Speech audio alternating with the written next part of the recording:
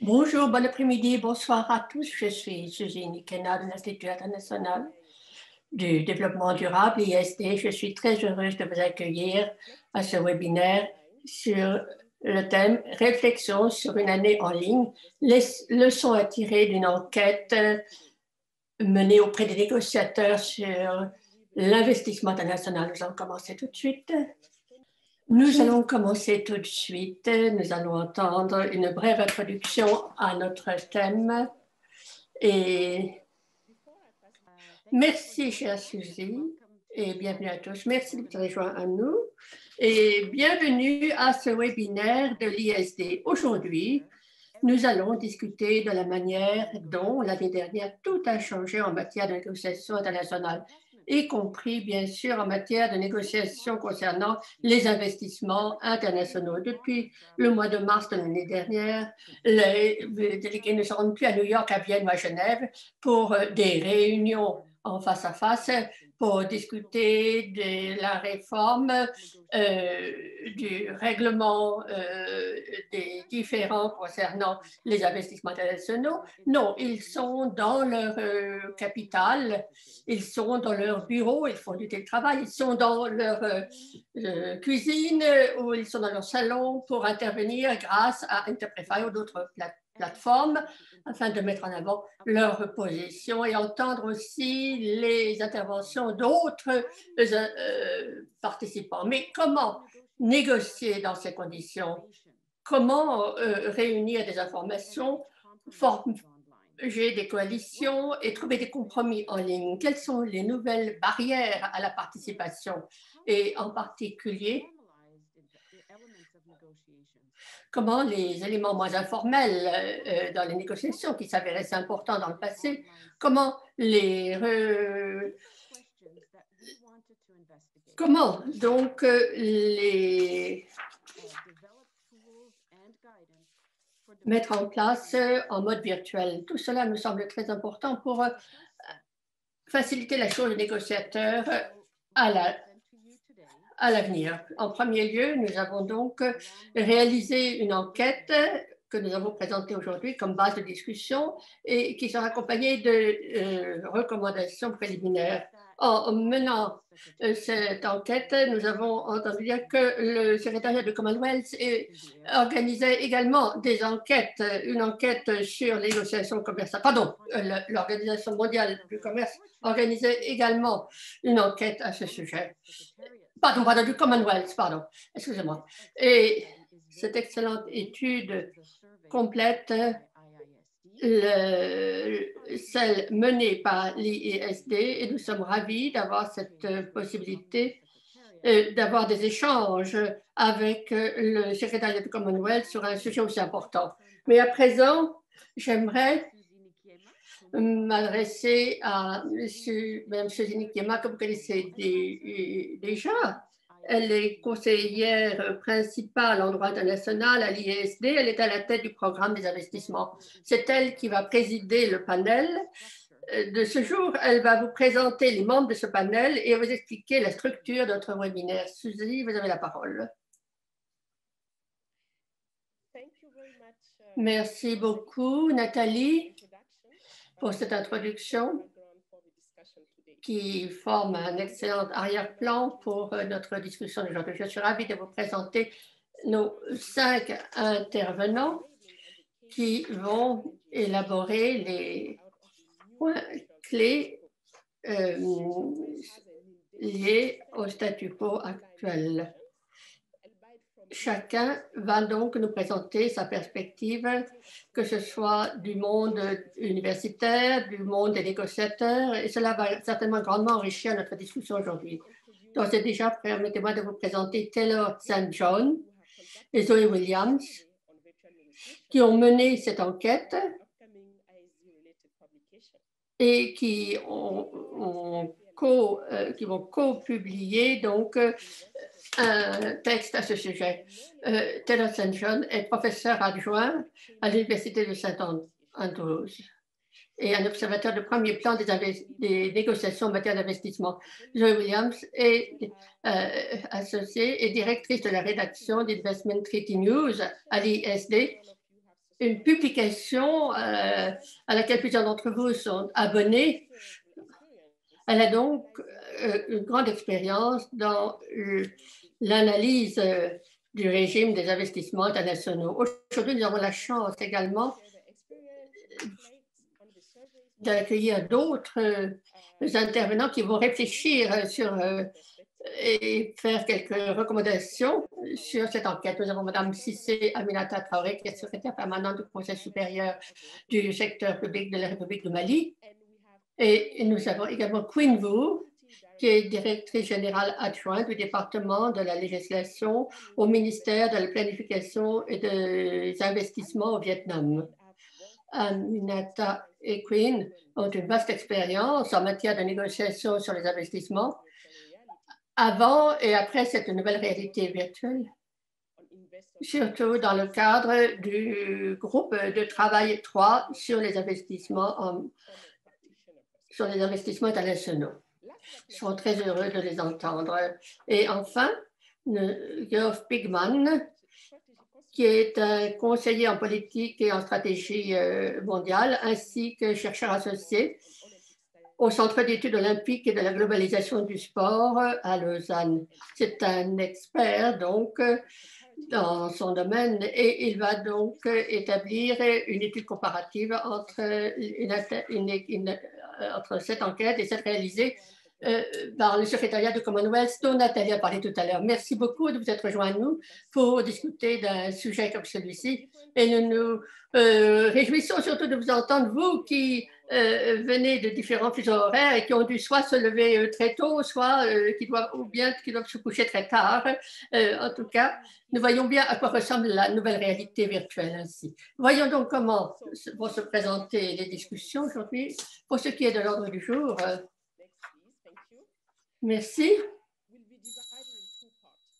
Le programme serait divisé en deux parties. Chacune des deux parties commencera par une présentation des résultats de l'enquête, puis il y aura une discussion avec les experts. Ensuite, il y aura une discussion via le chat.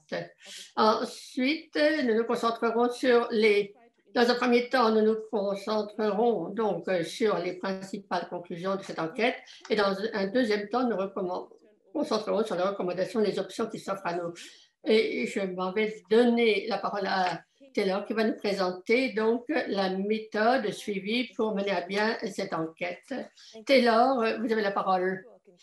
Merci, oui, j'espère que vous m'entendez bien m'entendre. Nous avons une illustration parfaite de ce à quoi ressemblent les négociations virtuelles actuellement. Autour de moi, il y a beaucoup de bruit. Enfin, vous allez voir si vous arrivez à m'entendre. Je suis très heureux de vous rencontrer tous, ne serait-ce que virtuellement. Et j'aimerais tout d'abord vous remercier d'avoir également complété cette enquête, d'avoir répondu à cette enquête. Un immense merci tout d'abord d'avoir pris le temps de répondre à cette enquête. Comme Suzy l'a mentionné, nous allons voir quelles sont les questions et quelles sont les réponses à ces questions. Et tout à l'heure, nous passerons donc aux recommandations issues de cette enquête. Tout d'abord, l'objectif. L'idée est venue de Madeleine et de Suzy, l'idée de cette enquête. Car ce qui est de particulièrement difficile quand on est en ligne, c'est de bien être à l'écoute de l'autre et partager des réflexions.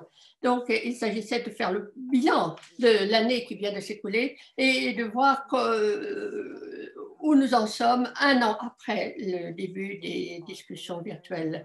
Et je crois que nous sommes encore tous en train d'apprendre à propos de ces négociations virtuelles. Il s'agit donc de lancer en fait des discussions en faisant le point sur ce que les négociateurs ont appris depuis une année et comment ils voient l'avenir. Et étant donné surtout le coût financier et environnemental des réunions en présentiel, il se peut très bien que les négociations virtuelles ou hybrides se poursuivent, même après la fin de la pandémie. Voilà pourquoi il est très important de se demander, entre autres, quels sont les défis lancés par les négociations en mode virtuel, surtout pour les pays en développement.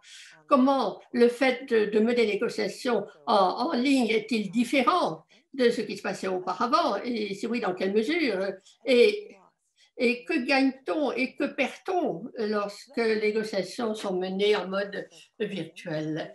Et nous avons donc conçu une enquête sur cette base qui suivait donc le groupe 3, du groupe de travail 3 d'une Citral. L'autre se basait sur les négociations menées par le GSAE, l'initiative conjointe sur la facilitation de l'investissement en OMC. Et cette enquête était disponible en français, en anglais et en espagnol.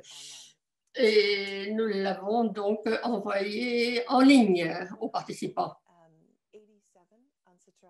187 négociateurs d'une Citral l'ont reçu et 135 de GSI. Et nous avons plutôt de bonnes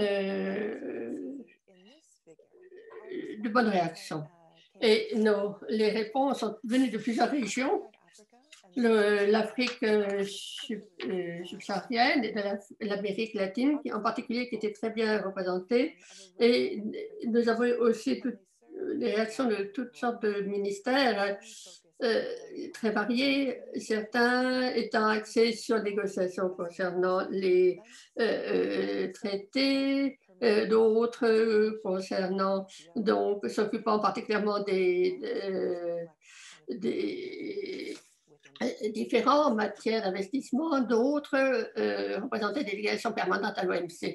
Donc, le public était très varié.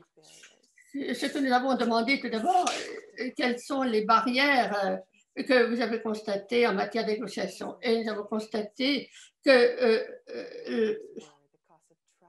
lorsque les réunions se faisaient en présentiel, les principaux obstacles étaient le financement du voyage et du séjour, l'obtention de l'approbation d'un ministère, les connaissances sur les réunions et l'obtention d'un visa.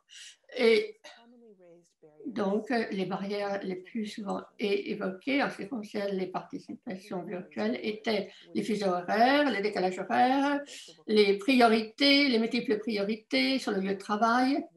Autre réponse, mauvaise connexion, une connexion peu fiable, ou bien problème d'informatique, d'équipement informatique. Mais en fait, très peu ont évoqué l'équipement informatique. Mais pour ceux qui ont soulevé ce point, ils ont dit que c'était une barrière qui affectait grandement leur participation. Nous avons demandé également aux personnes comment elles se préparaient pour des négociations virtuelles. Et en fait, les préparatifs, ça ressemble beaucoup pour ce qui est des négociations virtuelles ou non. Tout d'abord, ils discutent avec d'autres personnes dans le ministère ou bien d'autres, ils discutent avec des membres de d'autres ministères, d'autres agences, ils lisent les communications des autres États membres, ils participent à des séminaires, des webinaires, etc. Bon, là, il y a une différence que nous avons constatée, c'est que certaines personnes ont indiqué qu'elles se préparaient moins lorsque des négociations virtuelles étaient prévues. Cela montre donc que les enjeux des négociations virtuelles avaient moins de poids. Ils ne pouvaient pas avoir de conversation dans les corridors, il n'y avait pas d'interaction, donc leur expérience se présentait différemment. Et puis, il y a encore un point qui est différent, c'est une réflexion donc, que nous avons souvent entendue. Lorsqu'on a demandé aux personnes d'estimer le nombre d'heures qu'elles ont consacrées à chaque type de négociation, certains gouvernements ont dit 3 heures. Voilà le temps que nous avons consacré à 3 d'autres ont dit plus d'une centaine d'heures pour chaque séance de négociation. Donc, c'était très frappant. Puis, lorsque nous avons demandé est-ce que les personnes qui suivent les négociations virtuelles se préparent différemment, nous avons constaté que le fait que cela coûtait moins, il y avait davantage de personnes qui assistaient aux négociations. Ainsi, 39% des personnes disaient que leur délégation était plus susceptible de suivre une négociation virtuelle, tandis que 43% ont dit qu'il était probable qu'ils participent, tout simplement parce que le plus souvent, la réponse était que les coûts étaient moins élevés. Et 50% des personnes interrogées disaient que leur pays était davantage à même d'envoyer des fonctionnaires de différents ministères pour participer à des négociations virtuelles. 37% ont dit que leur pays enverrait une plus grande délégation à des négociations virtuelles et 26% ont dit que c'était davantage des délégués plus jeunes qui suivraient des négociations virtuelles. Et beaucoup de personnes, néanmoins, sont préoccupées par la qualité des négociations. C'est un point qui a été soulevé très tôt dans notre enquête. Et quand on s'est interrogé sur la tendance actuelle, la réponse a été compliquée parce que certains ont dit qu'ils allaient peut-être envoyer davantage de gens, mais si les gens ne font pas suffisamment attention aux négociations qui sont menées en ligne, à quoi bon?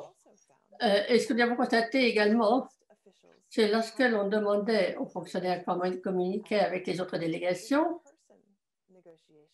les négociations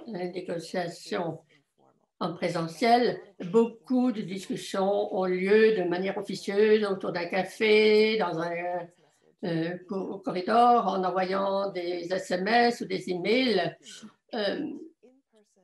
Et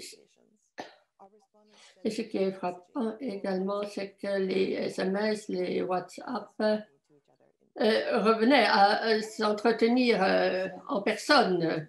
Et les personnes ont dit qu'elles utilisaient WhatsApp non pas pour donner rendez-vous pour un déjeuner, etc., mais ils se servaient des SMS pour décrire ce qui se passait, partager leurs réactions ou bien coordonner leur prise de position. Et puisque les négociateurs se servent maintenant des modes virtuels, il n'est pas étonnant qu'ils continuent à avoir des échanges par email, par WhatsApp et par SMS. Et d'ailleurs, la boîte ainsi que qu'en témoigne la boîte de discussion chat sur la plateforme Interprefy. En fait, ces négociateurs ne semblent pas se contacter aussi souvent qu'ils le feraient sinon pendant les négociations virtuelles. 70% des personnes ont rapporté qu'elles étaient moins en contact avec d'autres négociateurs pendant les négociations virtuelles. Et en fait, on constate une chute très, très importante pour ce qui est des contacts directs. 70% des personnes interrogées ont dit que les discussions informelles, officieuses, étaient pour elles une priorité absolue dans les négociations. Et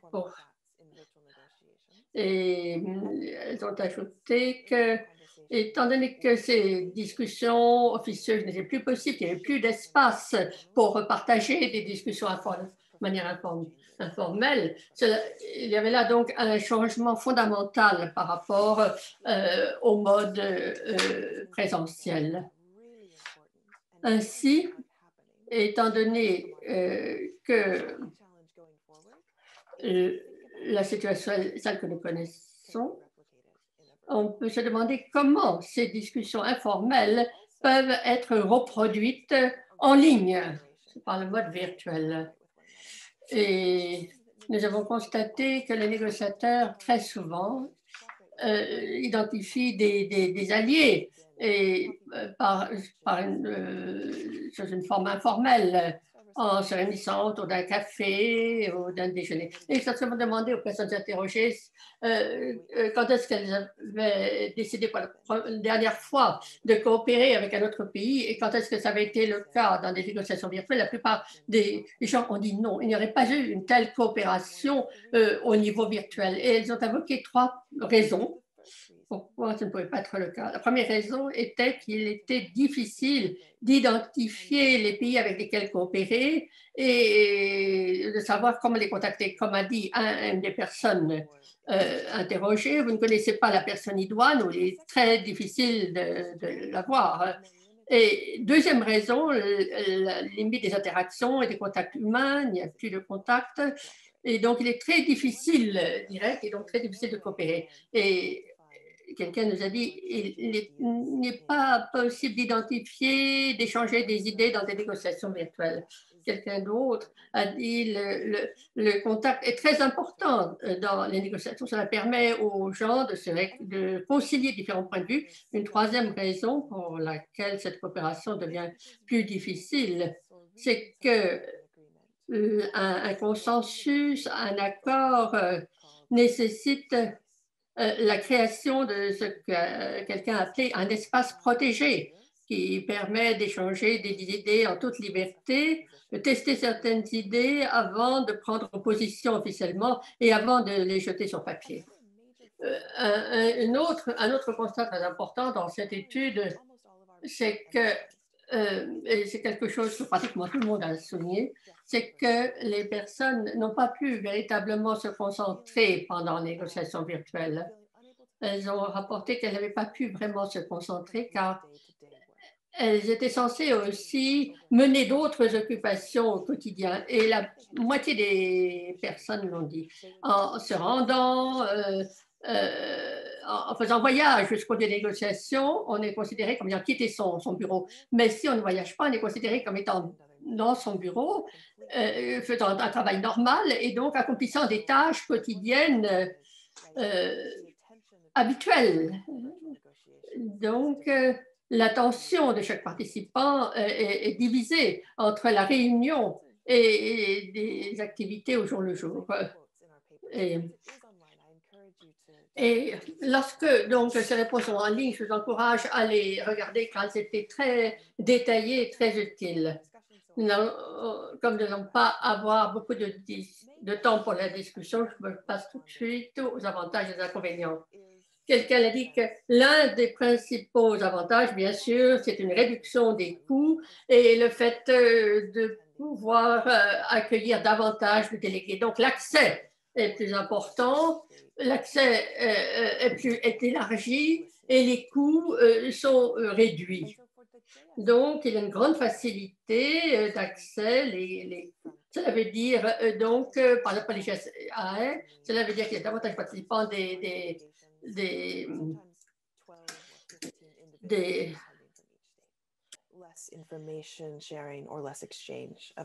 inconvénients des négociations virtuelles, c'est qu'il y a moins d'interactions informelles, moins de libération, moins d'informations. Comme l'a dit l'un des délégués, l'interaction sociale des autres délégués est importante. Ce n'est pas une chose d'interagir sur une plateforme ou bien en présentiel. Quelqu'un d'autre a dit en ligne, il n'y a pas suffisamment de place pour convaincre autrui ou bien pour se laisser convaincre. Et le contact personnel est une possibilité d'avoir des échanges, d'apprendre les uns des autres, ce que n'offre pas les négociations virtuelles, malheureusement.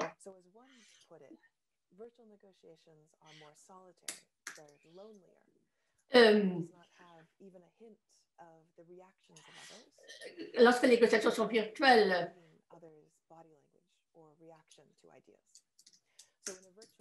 on ne peut pas lire non plus, on ne peut pas déceler les réactions de la personne, comme on le sait,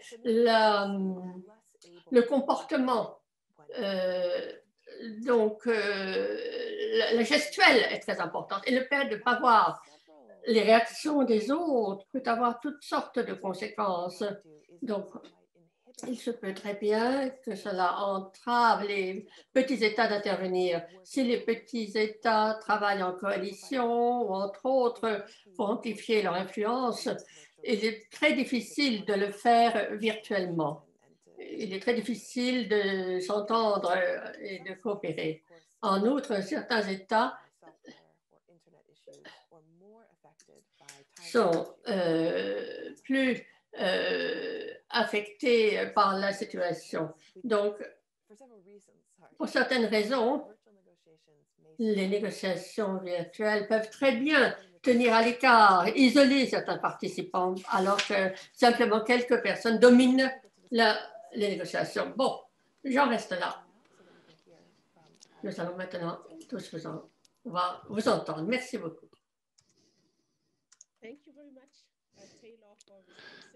Merci infiniment, Taylor, pour votre présentation excellente et votre synthèse réussie de notre enquête. Je suis sûr que tous nos participants ont hâte à lire le rapport dans son intégralité. Ce rapport sera rendu disponible assez rapidement après la fin de ce webinaire. J'aimerais inviter les participants à poser des questions de clarification ou des commentaires sur le chat, comme vous le souhaitez. Maintenant, je vais me tourner vers nos intervenants et je vais commencer par Jeff. Merci de nous avoir rejoints aujourd'hui, Jeff. Je crois que vous avez conduit une étude qui s'appelle Influencing Outcomes.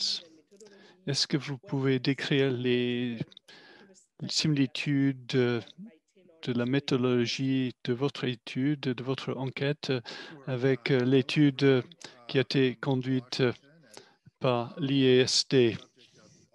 Réponse. Bonjour. En ce qui concerne l'interférence, le parasitage, si vous entendez un bourdonnement,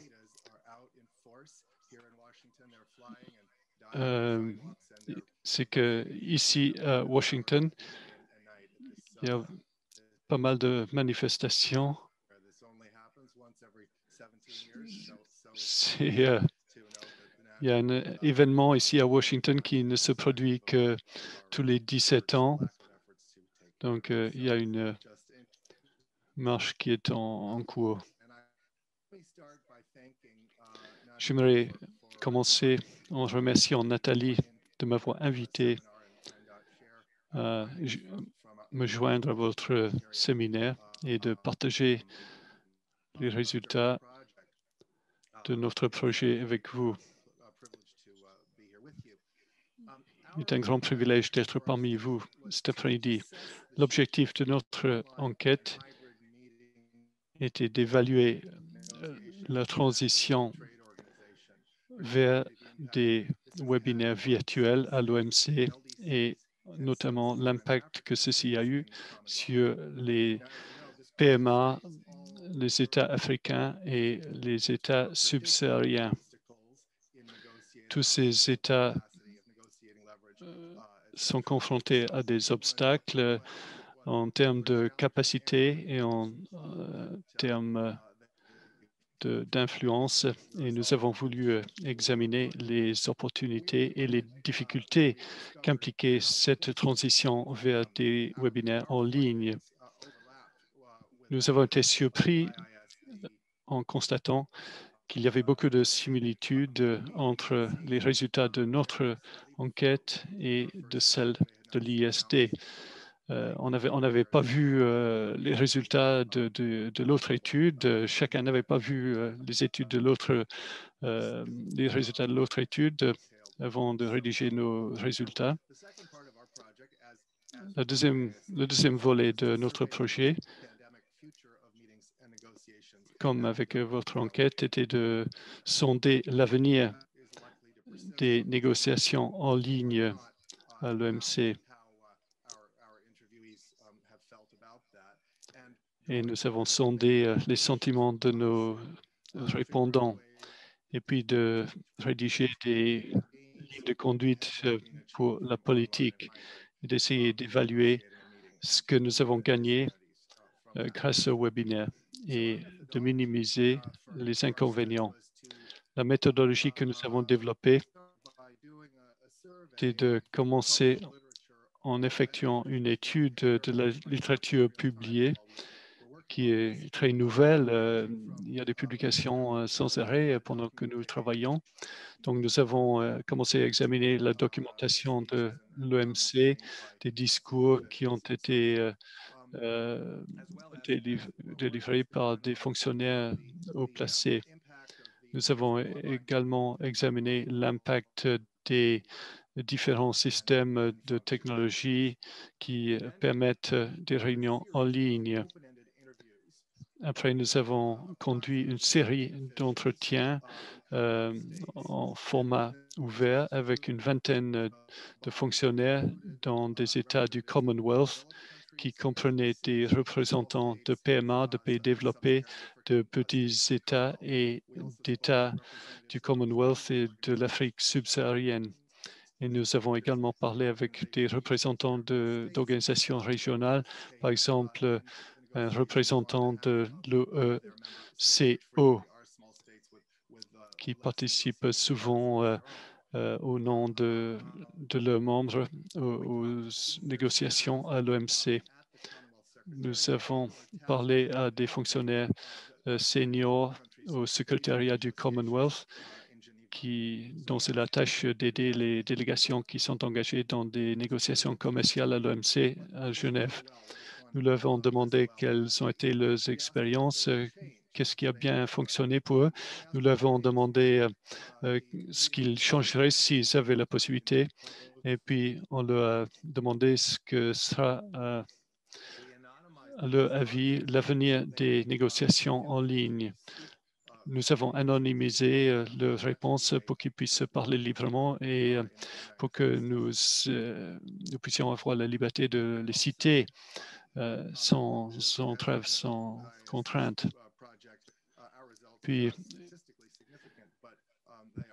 comme pour l'étude ou l'enquête de l'ISD, nos résultats ne sont pas signifiants statistiquement, mais ils sont néanmoins très intéressants.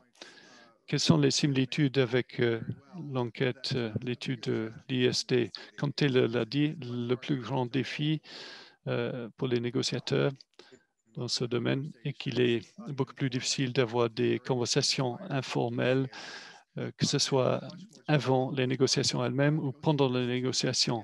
Puis il est beaucoup plus difficile pour les négociateurs de faire la connaissance de leur contrepartie personnellement. Ceci pose un grand problème.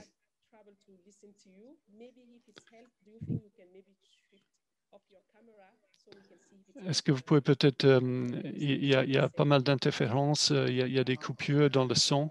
Est-ce que vous pouvez peut-être éteindre votre caméra? Donc, on peut l'éteindre pour l'instant.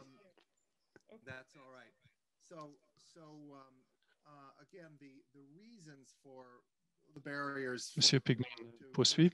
Donc, la raison pour laquelle les obstacles à la participation virtuelle que nous avons constatés étaient similaires aux obstacles que l'étude de l'ISD a constaté. La logistique était un problème similaire, le problème des fuseaux horaires, le problème des exigences des tâches de travail quotidiennes. Si vous négociez à partir de votre capital, on attend de vous que vous poursuiviez vos tâches, l'exécution de vos tâches journalières, puis des problèmes de technologie, comme on vient d'en faire l'expérience. Et puis, il y avait une préoccupation dans plusieurs pays en développement, notamment des PMA, où il y avait des problèmes de données. Évidemment, le coût des données, évidemment, il y avait des économies de coûts parce qu'il n'était pas nécessaire de faire le voyage jusqu'à Genève, mais le coût des données représente un obstacle dans pas mal de pays, notamment dans des PMA. En ce qui concerne l'assistance, la participation, nous avons constaté une participation accrue par les fonctionnaires basés dans les capitales. Et comme l'ISD, nous avons constaté une participation plus élevée en ligne.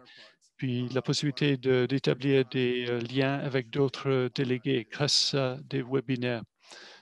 Mais enfin, normalement, la première fois, il est assez difficile. Quelles sont les différences importantes que nous avons constatées par rapport à l'enquête de l'ISD? Il y avait quelques différences quand même. Nous avons posé des questions plus spécifiques concernant les technologies de réunion que des délégués ont utilisées, lesquelles ont fonctionné mieux, lesquelles ont fonctionné pire, et quels étaient les obstacles technologiques et quelles étaient leurs attentes pour l'avenir. Nous nous sommes focalisés principalement sur le fossé numérique et les problèmes auxquels les pays subsahariens sont confrontés en développant leur infrastructure. Nous avons également examiné des questions de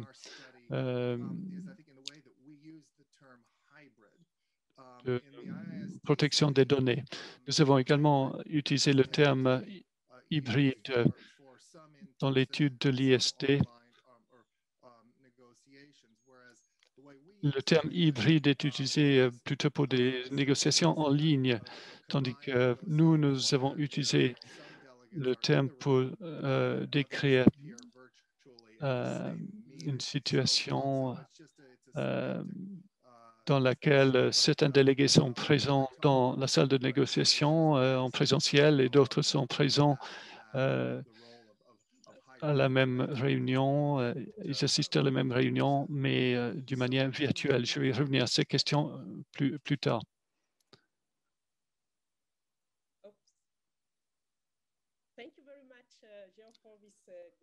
Merci beaucoup, Jeff, pour votre présentation très intéressante. Nous avons conduit nos deux études très indépendamment, totalement indépendamment, mais les résultats sont quand même similaires. Et je crois que nous allons peut-être voir la même chose lors des conclusions et d'éventuelles recommandations. Merci beaucoup d'avoir partagé vos résultats avec vous. Et votre étude est en train d'être finalisée et nous espérons que votre étude sera publiée bientôt. Et donc, je crois que tous ceux qui sont intéressés devraient pouvoir lire votre étude bientôt. Je vais passer maintenant à Quinn. Taylor nous a décrit quelques barrières, quelques obstacles et quelques opportunités. Peut-être que vous souhaiteriez commencer par les obstacles, les difficultés. Quel est le plus grand obstacle pour vous? Quelle est la plus grande difficulté pour vous, basée sur votre expérience personnelle, afin d'illustrer quelques-uns des défis que Taylor a déjà décrits?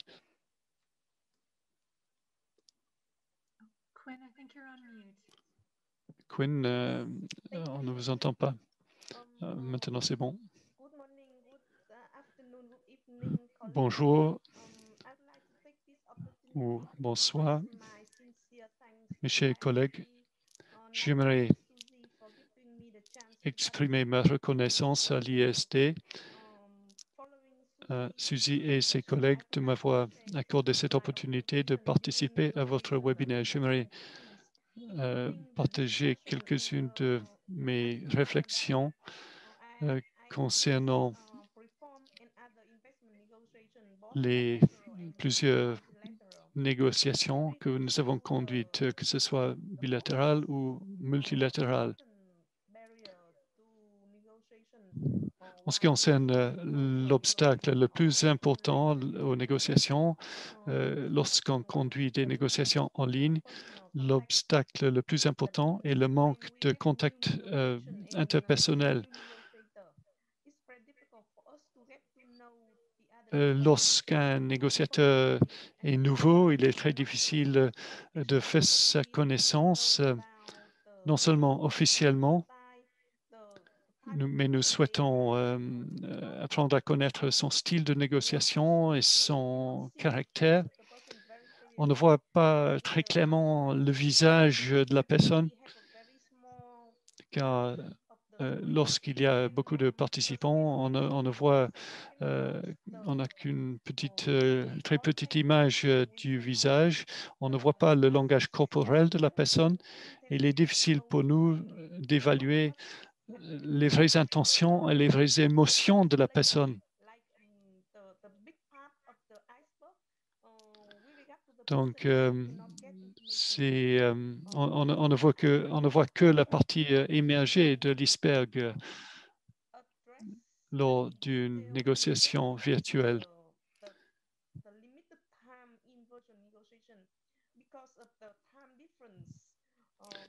Et puis, en raison du décalage horaire, les négociations en ligne ne peuvent pas durer trop longtemps.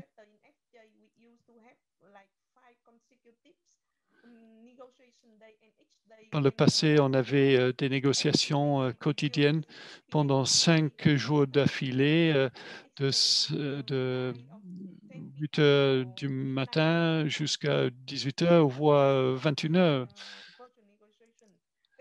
C'était le cas avant la pandémie en présentiel, mais ce n'est plus possible en virtuel. Donc, on doit tout faire en 2 fois 4 heures. En 2 fois 4 heures.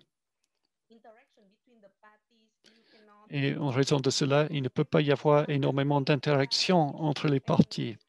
On ne peut pas passer trop de temps à poser des questions sur un thème particulier. Il est toujours très difficile d'identifier les vrais intérêts qui sont en jeu pour les autres négociateurs. Mais il y a quand même des avantages. Une participation accrue d'un grand nombre de pays. J'ai une nouvelle collègue qui est en train de devenir négociatrice.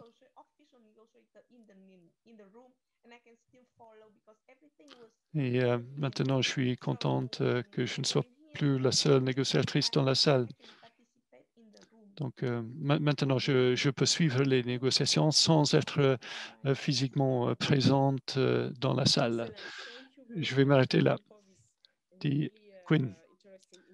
Suzy, merci beaucoup, Quinn, pour votre contribution très intéressante qui résonne avec nous. Je vais maintenant passer à notre prochaine intervenante en français. De Taylor, qui soulève à la fois les défis et les opportunités liées aux négociations en ligne. De votre perspective avec l'expérience de négociatrice, lequel de ces défis, par exemple, avez-vous particulièrement expérimenté? Et si peut-être vous pouvez nous donner un exemple concret de ce que vous avez vécu à ce niveau, pour commencer. Aminata? OK. Bonjour, Suzy. Je vous remercie et je remercie l'ISD et les autres collègues de nous avoir invités à participer à ces échanges. Nous sommes très heureux de partager notre petite expérience par rapport à tout ce qui a été dit. J'ai entendu que les défis qui ont été partagés en ligne ici sont des défis à relever pour organiser la coopération. Et si on s'arrête juste à ces défis-là, moi, je pense que le défi le plus important, en dehors du contact humain, ce sera le fait de coopérer pour parvenir à un consensus. Parce qu'il a été dit, et je suis d'accord avec, ce qui est écrit peut engager un État ou alors engager la personne qui le fait. Maintenant, quand on échange en présentiel, on n'est pas forcé d'écrire. On parle. Et on peut le dire que cela n'a aucun préjudice peut-être sur la position ultérieure de l'État ou de la négociateur ou du négociateur, de la négociatrice ou du négociateur. Donc ça, c'est des choses qui peuvent être jubilées étant en présentiel. Mais moi, je dirais plutôt qu'il y a aussi des défis qui n'ont rien à voir peut-être avec la coopération, mais qui sont des défis d'ordre un peu général. Il y a un défi particulièrement que moi je vais dire que c'est un défi qui peut être valable que ce soit en mode présentiel ou en mode virtuel pour nous, État peut-être ou négociateurs qui ne parlent pas plusieurs langues. Ça, c'est le problème de la langue. La langue et puis les interprétations. Que ce soit en salle, il y a des interprètes. Que ce soit en ligne, il y a des interprètes. Donc, il y a le défi qui est lié. Si la personne qui intervient n'a pas donné en avance son intervention à ceux qui sont là pour traduire, il y a toujours quelque chose qui est biaisé. L'original n'est jamais égal à une traduction. Donc, nous, on souffre beaucoup de ce fait. Donc, ça, c'est un défi, on ne sait pas. Ce n'est pas seulement le virtuel, mais même si nous sommes dans la salle avec le groupe 3 des Nations Unies, on a toujours nos écouteurs dans les oreilles, donc on est obligé de subir. Et ce n'est pas forcément ce qu'on entend qui a été dit. Autre défi, on parle chez nous, en Afrique, surtout vers l'Afrique de l'Ouest, il y a un autre défi. C'est vrai, on parle d'équipement et autres, on parle de connexion, mais il y a même le problème d'électricité. Tu peux avoir l'Internet qui fonctionne très bien, mais cette année, et surtout ces derniers mois, nous nous sommes confrontés à un problème. Tu as l'Internet, tu as un bon ordinateur, tu as tout, tu as une salle, tu n'as aucun problème, mais il n'y a pas d'électricité.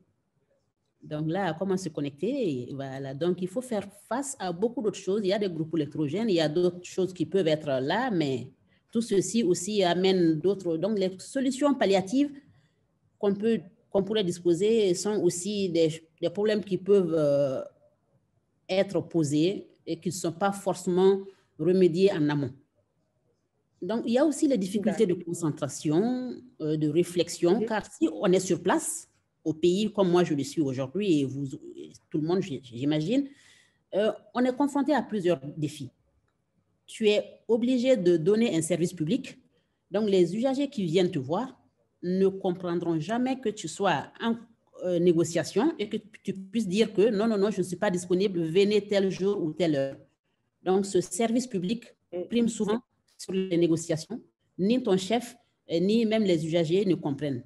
Donc, voici un peu, pour ne pas monopoliser la parole, quelques défis que je pourrais ajouter à ce qui a été déjà dit aujourd'hui. Merci, Suzy. Merci beaucoup, Aminata. Thank you so much. And yes, for sharing this experience, I particularly noted the issue of the electricity. We are not really thinking about that, but it's a real issue. And in terms of translation also, this is something important to keep in mind. And I'm wondering maybe in the chat later. Je me demandais à propos de la traduction. On s'est interrogé sur la traduction automatique. Peut-être que l'on pourrait s'en servir, que cela pourrait avoir un impact, changer les choses par rapport à l'interprétation traditionnelle. Pourquoi pas l'intelligence artificielle? Alors, je vous remercie d'avoir partagé avec nous tous vos problèmes, tous les défis, et merci d'avoir commencé aussi à évoquer les possibilités qu'ouvrent les négociations en ligne. Et comme vous l'avez dit, il y a des défis, mais il y a aussi des opportunités à saisir. Voilà pourquoi j'aimerais que nous voyions quels sont les avantages qu'il y a à négocier virtuellement avant de passer à la discussion, et nous laisserons les participants faire des commentaires, faire des interventions. Au moins, il y a un aspect positif lorsqu'on est en ligne. Vous en avez... Pardon. Oui. Ah, on a posé la question à Jane. Oui. Il y a des avantages d'être en ligne. Eh bien, oui, effectivement. Les pays en développement peuvent plus facilement participer. Ils n'ont pas besoin de dépenser beaucoup d'argent pour voyager. Autre avantage,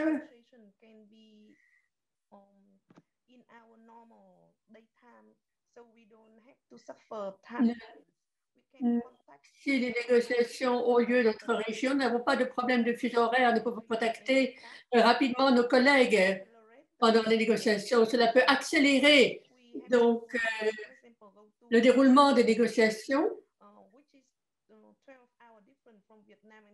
Évidemment, à New York, le fuseau horaire est différent de celui du Vietnam. Et à ce moment-là, on ne peut pas avoir des retours d'informations directement et on ne peut pas avoir des échanges directement entre capitales. Tandis que si l'on reste dans sa région, évidemment, les contacts peuvent être quasi directs. Merci beaucoup. Très rapidement sur un avantage quand même, s'il y en a, des négociations virtuelles que vous avez expérimentées, très rapidement. Oui, très rapidement, je pense qu'il y a beaucoup d'avantages. Je fais mienne tout ce qui a été dit comme avantage. D'ailleurs, moi, j'étais à une formation, c'est un avantage. Je viens juste de me déconnecter de cette formation et vous rejoindre. S'il s'agissait de voyager,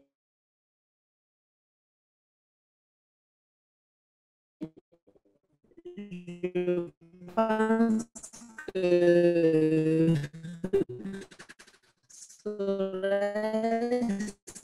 et on a du mal à vous entendre. Je ne sais pas si c'est moi seulement ou tout le monde. Pas facile ou encore sur ces avantages, moi je dirais peut-être la prise de courant. C'est un problème peut-être de connexion. Ça va maintenant? Oui, ça va mieux? Oui, on vous entend maintenant. Désolée. Voilà encore un exemple concret. Mais voilà, je pense qu'on a saisi le fait que vous vouliez mentionner le fait qu'on a la possibilité de suivre quand même, de profiter de beaucoup d'événements et d'être sur beaucoup d'événements à la fois, bon, ce qui peut être un défi comme un avantage. Donc, merci beaucoup. Mais l'autre que je voulais partager, si j'ai le temps, c'est dire… Oui, très rapidement. Oui, très rapidement, c'est qu'il y a des personnes qui sont extrêmement timides quand il s'agit de parler en public, en présentiel.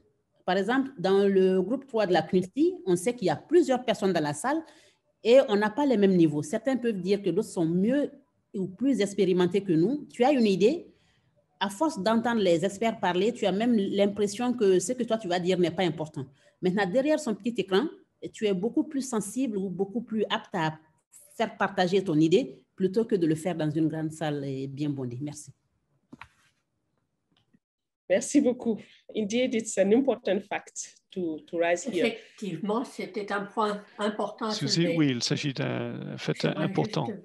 Vous rappeler ce que vous venez de souligner. Avoir le temps de vous soumettre les recommandations qui ont été évoquées par Taylor, et nous aimerions aussi savoir quelle est votre expérience en la matière. Je propose d'ouvrir le débat avec les participants pour connaître leurs réflexions. Ce que nous avons partagé avec vous, c'est quelque chose que vous connaissez certainement dans les négociations que vous menez au jour le jour. Et avant de demander à Luca de nous fournir un résumé des commentaires que nous avons reçus sur le chat jusqu'à présent, je vois que nous avons un délégué, Tilani Silva de Sri Lanka, qui a levé la main. Et étant donné que le temps passe vite, je propose que nous collections toutes les questions sur le chat et nous donnerons ensuite l'occasion aux participants de réagir aux expériences partagées sur le chat. Donc, je vais vous donner la possibilité d'intervenir maintenant, Tilani Silva. Merci pour votre patience. Luca, est-ce que vous voulez peut-être y aller? Ce qui se passe sur le chat également, très brièvement? Yes, thank you very much, Suzy, and welcome to everyone on this session. We have already received 2 questions and 1 comment. Maybe let me start with the comment by Muattas Hussein, who would like to add to the survey findings the problem of holding more than one relevant meeting by at the same time by multiple organizations in an overlapping manner, if that has not been concluded by the findings or if that has not been included. And a second point, that he expects the rapid technology advance in the virtual meetings applications is likely to solve certain issues, especially concerning the lack of personal contacts and opportunities for bargaining. And then let me continue with the first question by Mona Pinchis-Paulsen. It's addressed to Taylor and Zoe. Mona Pinchis-Paulsen is asking whether participants believe the virtual environment was necessary to meet pressing, albeit temporary challenges, or whether there was an understanding that this was the new reality. And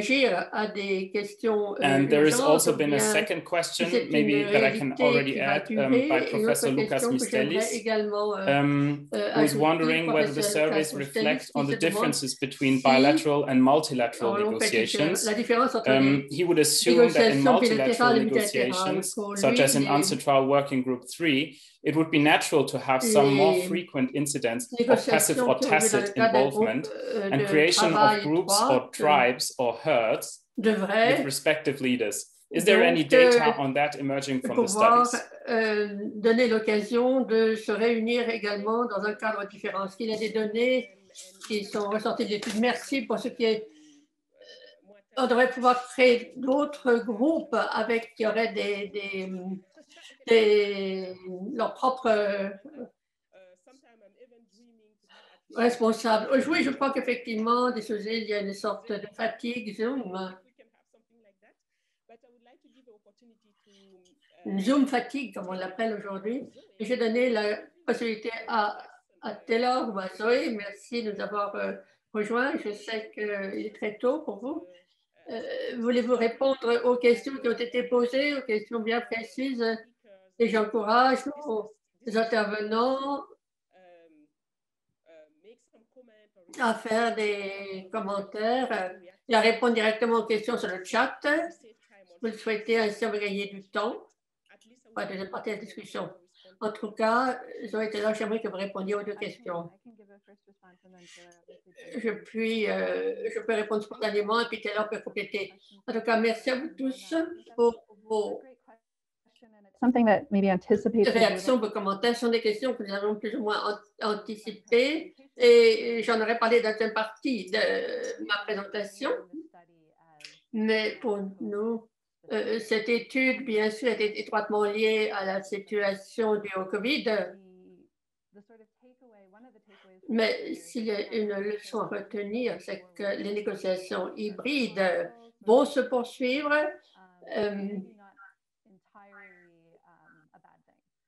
Et qu'elles ne représentent pas, qu'il ne faut pas les rejeter, rejeter l'importance.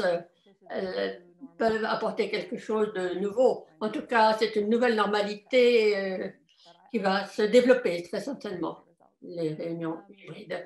Voilà, c'est un des résultats de l'enquête. Quant à l'autre question qui a été posée, elle est très intéressante. Nous aussi, nous sommes concentrés sur les processus multilatéraux et j'aimerais voir comment cela se passe au niveau des discussions bilatérales. Vous avez parlé de la création de petits groupes et ce serait très intéressant, effectivement, de voir comment l'on pourrait y donner suite. En tout cas, c'est vrai que c'est une expérience distincte. Pour gagner du temps, je serai très brève. J'aimerais juste faire écho à ce qu'a dit le professeur Mistelis. J'aimerais revenir sur ce qu'a dit Quinn. Lorsqu'on constate qu'il y a des coalitions qui sont déjà bien établies, elles n'ont pas de mal à discuter, les membres n'ont pas de mal à discuter entre eux, à poursuivre leur coopération. Mais là où la différence est très nette sur un plan virtuel, c'est faire la connaissance de nouveaux négociateurs. C'est plus facile, bien sûr, en direct. En face à face, on peut aller directement vers les gens, ça l'est moins au niveau virtuel. Mais nous n'avons pas encore répondre de manière satisfaisante à votre question. Il y a encore beaucoup de recherches à mener quant à la manière dont les négociations virtuelles peuvent contribuer donc à une meilleure compréhension. Voilà. Merci en tout cas. Merci beaucoup, Taylor et Zoé, pour vos réponses. J'encourage chacun de vous à faire des commentaires, à poser des questions sur la première partie de la discussion, y compris notre délégué du Sri Lanka. Désolée, toutes mes excuses, mais si vous pouviez poster votre question sur le chat, et on verra bien qui pourra y répondre dans un deuxième temps, car nous allons avoir une séance de Q&A, mais je voudrais être sûr qu'on ait le temps, en tout cas, de vous présenter les recommandations de cette enquête. Voilà, j'aimerais inviter à présent Zoé à présenter brièvement les recommandations et les suggestions faites suite à cette étude, suite à l'enquête. Quels sont vos constats? Quelles sont les options qui s'offrent à vous? Vous avez la parole, Zoé.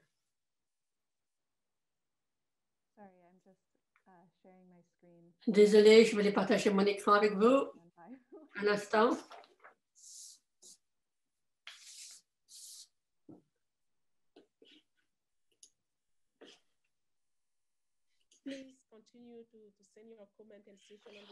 Continuez à envoyer vos commentaires sur le chat. Merci. Voilà, on peut voir votre écran. Vous avez bien partagé votre écran. Merci. Merci beaucoup à tous. Merci Taylor d'avoir présenté la première partie de cet exposé. Je remercie également tous les intervenants. Je vais évoquer 2 points dans cette deuxième partie de la présentation. Je me concentrerai essentiellement sur nos recommandations à l'attention des gouvernements et des secrétariats. Et nous verrons aussi dans quel domaine on pourrait poursuivre la réflexion et l'étude. Mais tout d'abord, j'aimerais évoquer une toute dernière question que nous avons posée aux négociateurs. Quelles sont les phases de négociation qui fonctionnent bien en mode virtuel et lesquelles ne fonctionnent pas? Et beaucoup dans les réponses, on a vu que les gens voyaient un fort potentiel aux négociations virtuelles. En soulignant 2 possibilités, également par rapport aux négociations hybrides, à savoir que les toutes premières phases de négociation, les phases techniques, pourraient se dérouler en ligne, mais les autres phases, les dernières phases de négociation, pourraient se dérouler en face à face. Ainsi,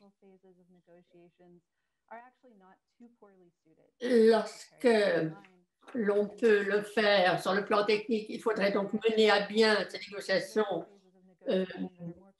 en mode virtuel, tandis que lorsqu'il est très important de pouvoir discuter pour trouver un accord, il vaut mieux mener des négociations en mode présentiel. Les réunions hybrides, comme l'a dit quelqu'un, réduisent les coûts de temps, etc. Mais les négociations en présentiel sont irremplaçables dans les phases critiques et lorsque les discussions sont menées sur le fond. Maintenant, j'en arrive aux recommandations à l'attention des gouvernements.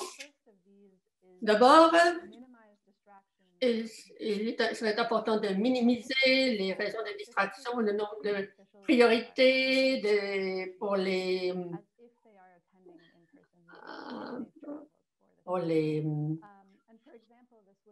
fonctionnaires.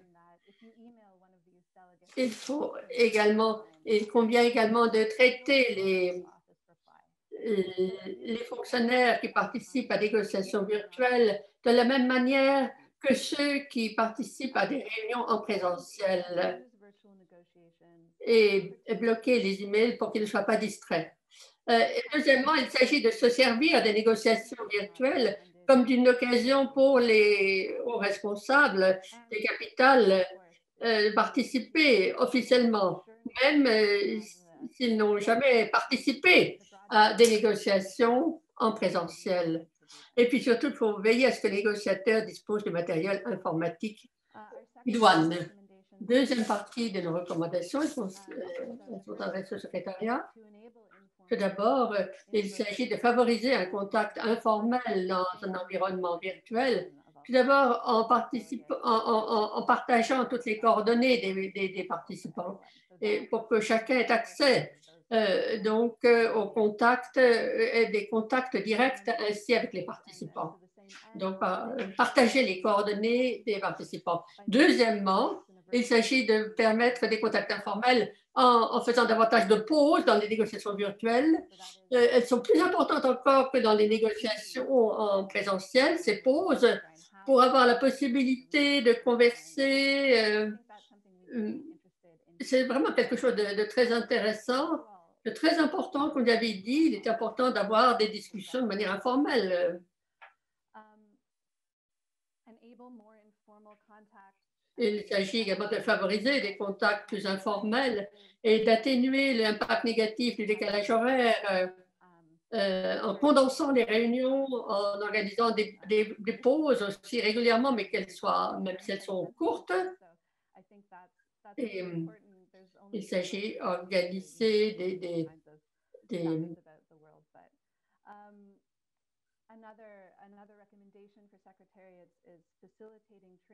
Je le dis toujours à l'attention des secrétaires, c'est d'organiser des séances de formation pour que les délégués se familiarisent avec le logiciel, avec la plateforme, pour qu'il n'ait pas d'hésitation au moment de participer, qu'ils connaissent bien l'équipement de Zoom, par exemple. Il s'agit aussi de veiller à communiquer rapidement en temps utile les horaires des réunions, tous les documents nécessaires. C'est quelque chose qui est ressorti clairement de l'enquête. Il est important de pouvoir se préparer à une réunion en temps utile, de disposer de tous les documents nécessaires. Et enfin, c'est très important, il s'agit de faciliter les débats, les conversations pendant les réunions en formulant clairement les commentaires, les questions. Tous les délégués doivent savoir de quoi il est question. Merci. Et quelques réflexions pour terminer. Mais je vais terminer cette partie de la présentation en rappelant certains points qui sont vraiment très importants, qui ressortent clairement de l'enquête et qui sont pour nous des résultats fondamentaux. Et je mettrai en avant également 2 points sur lesquels nous avons débouché, Taylor et moi, par rapport à cette enquête et qui nécessiterait davantage de réflexion. Les premiers points sont très importants et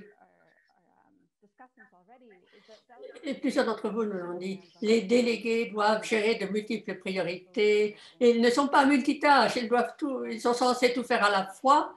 Et ça, ceci est particulièrement fatigant et même épuisant. Deuxièmement, le manque de communication informelle est un véritable problème. Il s'agit donc d'essayer de recréer des espaces dans lesquels des discussions informelles sont possibles. De même, les moyens de se concerter entre délégués sont très importants. Et enfin, ces deux derniers points pourraient soulever éventuellement des problèmes, mais aussi des possibilités qu'il conviendrait d'exploiter, et peut-être davantage sur le plan professionnel, sur le plan académique. Quant à la manière dont les négociations vont se dérouler à l'avenir, ce qui est préoccupant avec les négociations en mode hybride, c'est que certains participants sont dans la salle, tandis que d'autres assistent virtuellement. Et cette situation risque de créer un système de négociation à 2 vitesses, ce qui ne ferait qu'aggraver les inégalités. Par exemple, certaines délégations qui n'ont guère de ressources vont préférer rester chez elles au lieu de dépenser de l'argent pour un voyage, tandis que les autres qui sont dans la salle peuvent se faire entendre, peuvent former des alliances, tandis que ceux qui participent virtuellement pourraient se retrouver isolés et désavantagés donc, au niveau des négociations. Et ceci est un vrai sujet de préoccupation, car cela empêcherait les personnes donc, de participer directement. Donc,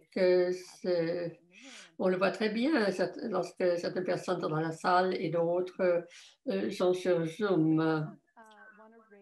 Et on a soulevé également la question suivante. Les négociations hybrides pourraient modifier les rapports entre négociateurs et leur propre pays en limitant la capacité de trouver des compromis lorsque les supérieurs dans les capitales, les supérieurs des intervenants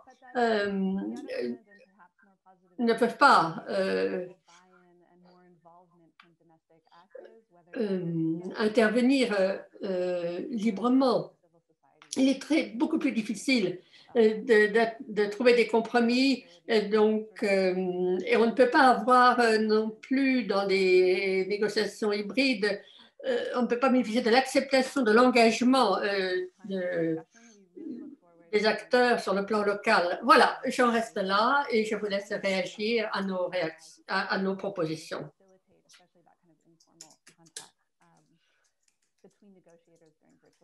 Il est évident qu'il est important donc, de faciliter les contacts entre les négociateurs, où qu'ils soient. Merci.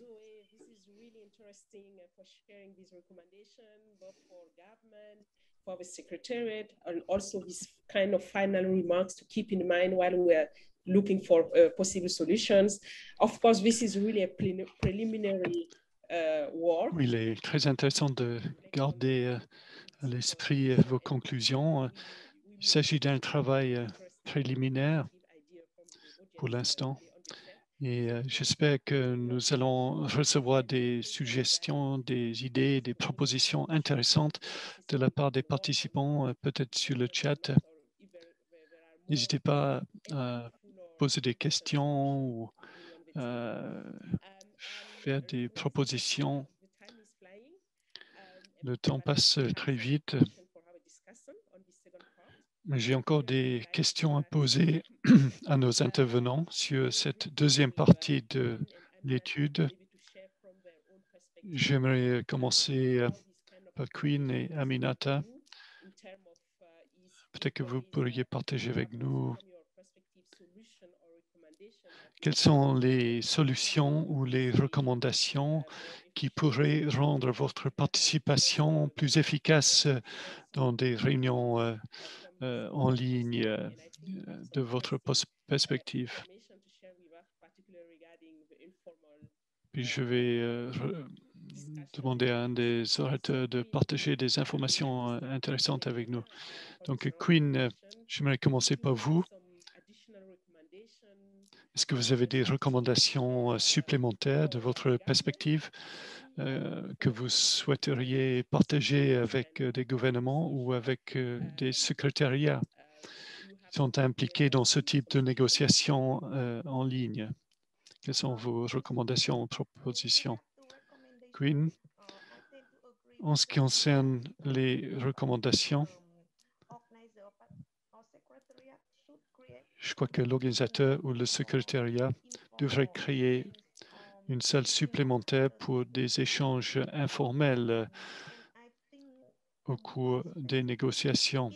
Pour être plus spécifique, si un secrétariat peut développer ou demander à un développeur de développer une application qui permettrait aux participants de créer leur propre salle pour des discussions de groupe. Ceci serait formidable. Par exemple, en utilisant Zoom, on ne peut utiliser que la salle destinée aux séances de groupe qui a été préparée par le secrétariat. Au sein d'ASEAN, nous avons un chat de groupe, mais si on doit opérer Zoom en même temps, ceci constitue une distraction. Il est difficile de faire plusieurs choses à la fois. Il faut en même temps souvent envoyer des messages textes par WhatsApp, par téléphone. Donc, parfois, vous vous concentrez trop sur les négociations officielles, donc vous ne voyez pas arriver les messages sur WhatsApp. Donc, si on pouvait réunir toutes les fonctions dans une seule application, ce serait formidable. L'année dernière, nous avons participé à des séances d'arbitrage virtuelles.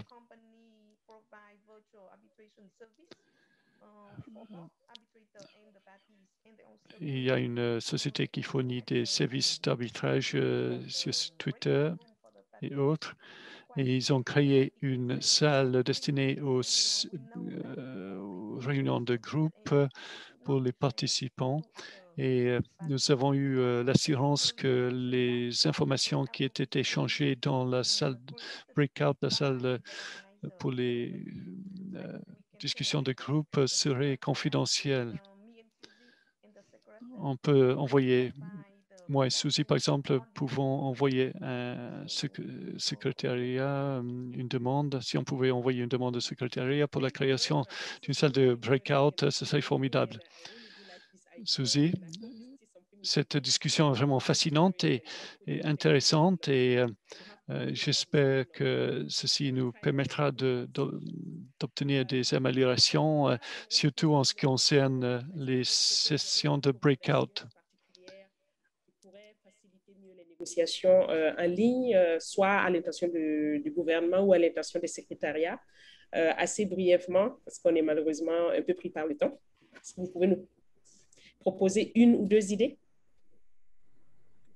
Merci beaucoup, Suzy. Merci à tous. Moi, je vais proposer plutôt des mesures d'accompagnement qui nous seraient utiles à nous. Il s'agira peut-être de continuer à mettre à notre disposition les meilleures pratiques, comme vous le faites d'habitude, les tendances actuelles, mais aussi nous alerter sur les risques et les erreurs à ne pas commettre pour ces négociations, qu'elles soient en ligne ou en présentiel, et continuer aussi les sessions de formation à l'endroit de nos pays, tout en nous permettant de disposer, si possible, des présentations par avance dans nos langues officielles avant les sessions, et puis demander aux orateurs qui ont la chance de parler plusieurs langues, surtout le français et l'anglais, s'ils peuvent par moment parler en français, comme vous, Suzy. Cela nous permettrait peut-être de ne pas avoir les casques à l'oreille tout le temps, qui nous paraîtrait peut-être un peu fastidieux. Merci beaucoup. Merci beaucoup, Aminata. Oui, je comprends tout à fait cette préoccupation en particulier pour les francophones, mais pas que seulement, hein, pour d'autres aussi langues, que ce soit l'espagnol, l'arabe, je ne sais pas moi, toute autre langue qui n'est pas souvent utilisée dans les négociations comme langue principale. Now, I would like to turn to you, Jeff. And I'm really glad to ask you this question. Je me tourne maintenant vers vous, Jeff. Je me réjouis de pouvoir vous poser cette question. Je sais que au cours de votre étude, vous avez pu rédiger des recommandations. Peut-être que vous aurez une ou deux recommandations à faire qui sont très différentes de celles que nous avons entendues de la bouche de Zoé et des autres intervenants. Et peut-être que vous pourriez partager avec nous vos idées destinées à savoir comment nous pourrions recréer cet espace informel qui permettrait à son tour aux délégations participantes de bâtir des alliances, des coopérations. Il y a les questions des séances de groupe, la possibilité de création de salles pour des séances de groupe, et puis la question de la confidentialité. Jeff Pigman. Merci, Suzy. Je vais essayer d'être aussi bref que possible. Nous avons rédigé 4 recommandations principales. Et puis, il y a la question concernant la création de sidebars. Nos recommandations sont très similaires aux recommandations de l'étude ISD. Il y a toujours de l'interférence, l'interprète s'excuse.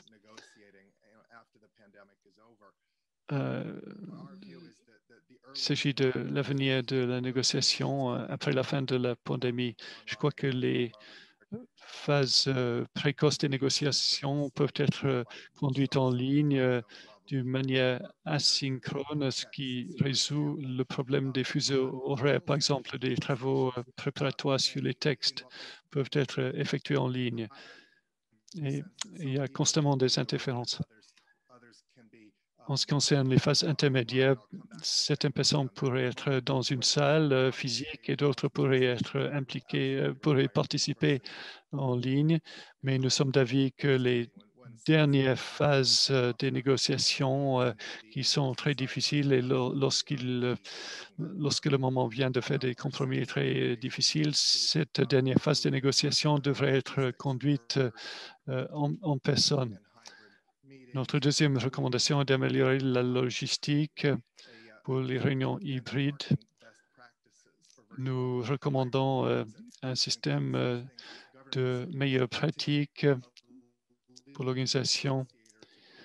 Par exemple, les gouvernements pourraient nommer un négociateur en chef pour coordonner les politiques avec les fonctionnaires avec les autres ministères pour que les fonctionnaires des autres ministères puissent participer et avoir l'impression qu'ils sont engagés dans les réunions. Puis, compris dans ce concept est la création de salles pour les séances de groupe et une amélioration de la technologie et peut-être un réexamen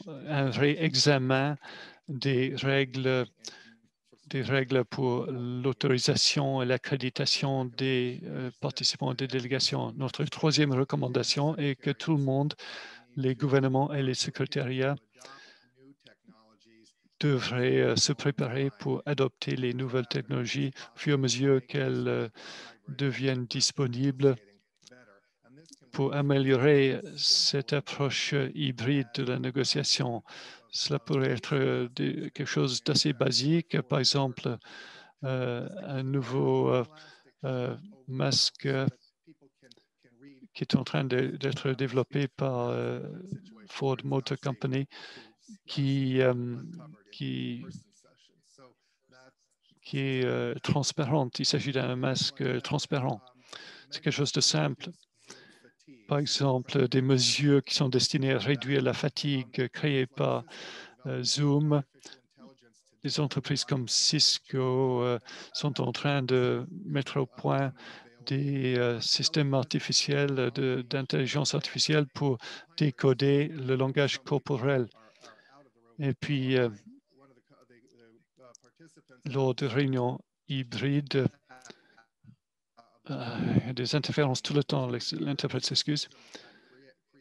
Un participant a posé une question concernant les difficultés qui sont créées.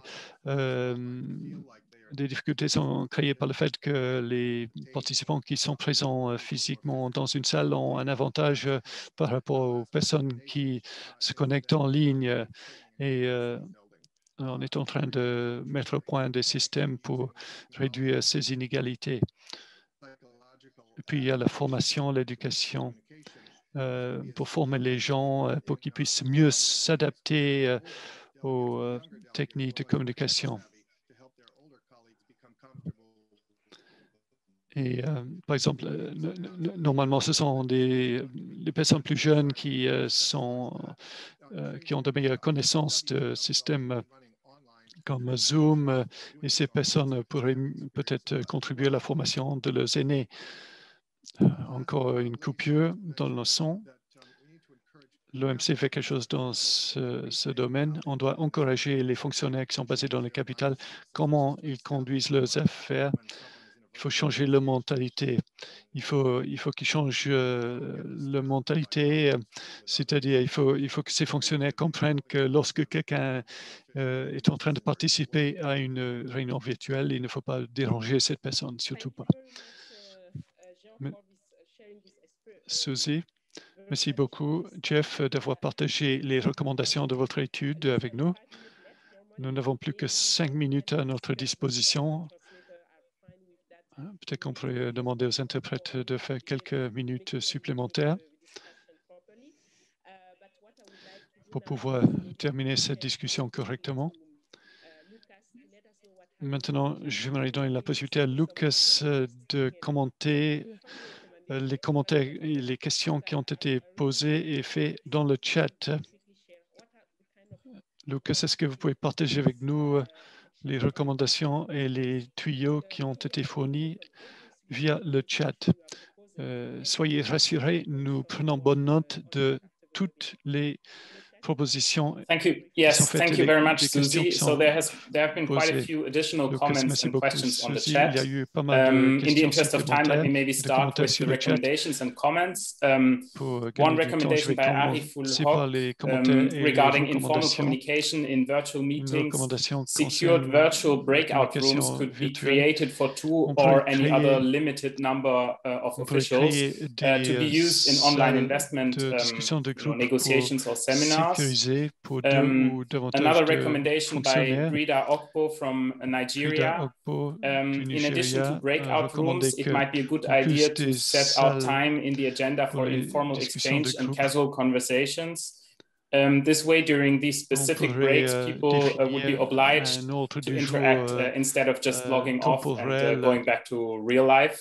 There has been another interesting comment by Patrick Okilangole from Uganda. The Secretariat may initiate informal consultations for interaction by including fun topics such as music, food, cultural issues, country-specific events, etc. And now regarding the questions, we have one question by Tilani Silva, representative from Sri Lanka.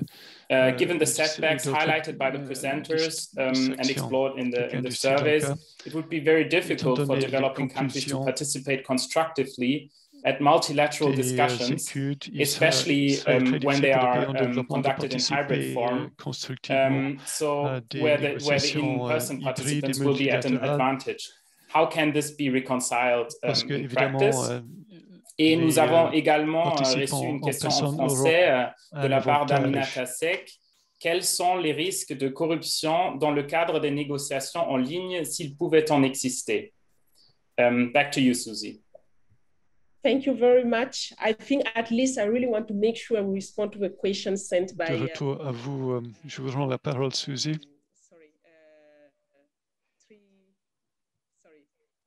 Our delegate from Sri Lanka, because I promised to give the floor. Maybe Taylor or Zoe, you want... J'ai promis que j'allais donner la parole à notre délégué du Sri Lanka.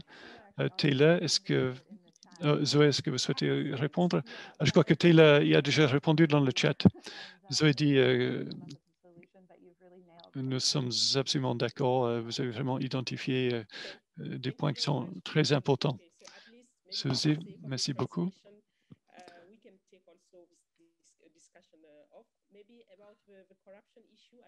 On pourrait peut-être poursuivre sans la traduction. Lorsque vous avez soulevé la question de la corruption éventuelle, je ne sais pas si vous parlez de négociations bilatérales ou multilatérales, mais il est quand même une question importante qu'il faut garder à l'esprit.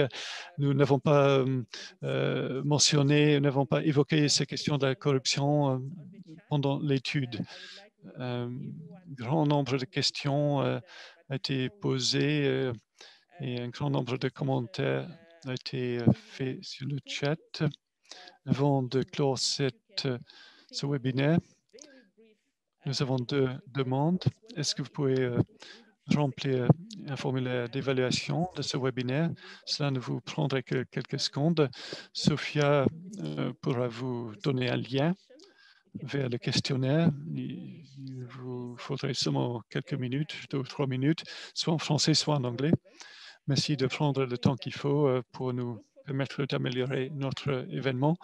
Et puis, nous souhaitons faire une photo de groupe pour que ça ne prendra que quelques secondes.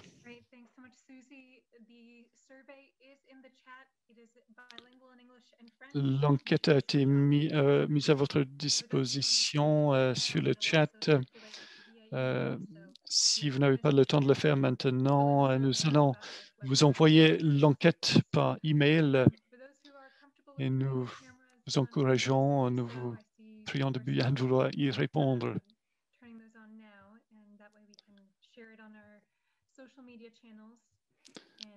On aimerait partager sur nos canaux les réseaux sociaux, nous aimerions partager la vidéo. Donc, si tous les participants peuvent activer la vidéo.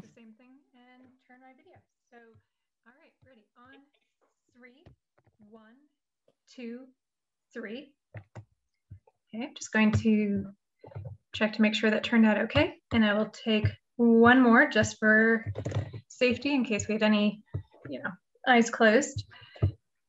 Feels like, being at birthday parties of yore.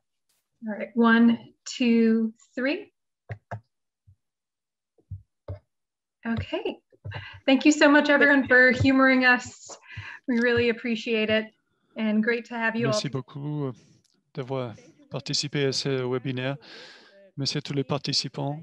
Merci à tout le monde. Au nom de l'ISD, j'aimerais remercier sincèrement Aminata, Taylor, Zoé, Quinn et Jeff de nous avoir rejoints pour cette discussion enrichissante.